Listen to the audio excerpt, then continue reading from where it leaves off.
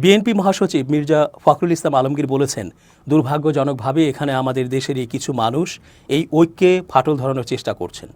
জানি সে চেষ্টা সফল হবে না।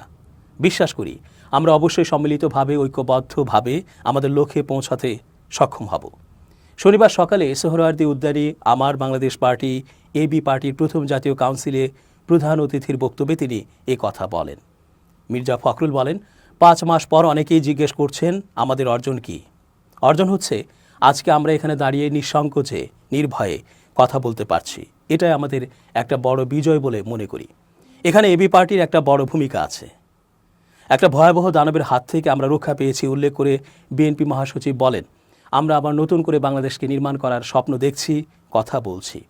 এখন যেটা প্রয়োজন, সকল উস্কানির পরেও আমরা যেন সিদ্ধান্তে অটল থাকি।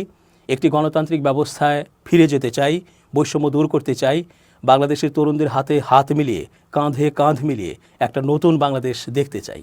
এখানে আমাদের কোনো বিভেদ নেই। মির্জা ফখরুল বলেন, দেশের অর্থনৈতিক অবস্থা খুব ভালো নয়, রাজনৈতিক দিক দিয়ে ভঙ্গুর অবস্থায় আছে। আমরা সেটাকে একসাথে লড়তে চাই, সেটাকে একসাথে নিয়ে সবাই মিলে এই সমস্যাগুলো সমাধান করতে চাই। সবাই একসাথে হয়েই সেই দানবকে, ফ্যাসিস্টকে সরাতে পেরেছি। তাহলে আমরা কেন পারবো না একটা নতুন সম্ভাবনার রাষ্ট্র নির্মাণ করতে? বিএনপি সংস্কারের কথা আগেই বলেছে উল্লেখ করে তিনি বলেন, আমরা সংস্কারের কথা আগেই বলেছি, আবারও বলছি, আমরা সংস্কার চাই। কিছু কিছু মানুষ আছেন, তারা একটু বোঝানোর চেষ্টা করেন আমরা সংস্কারের আগেই নির্বাচন চাই বা নির্বাচনের জন্য অস্থির হয়ে গেছি। বিষয়টা তেমন না।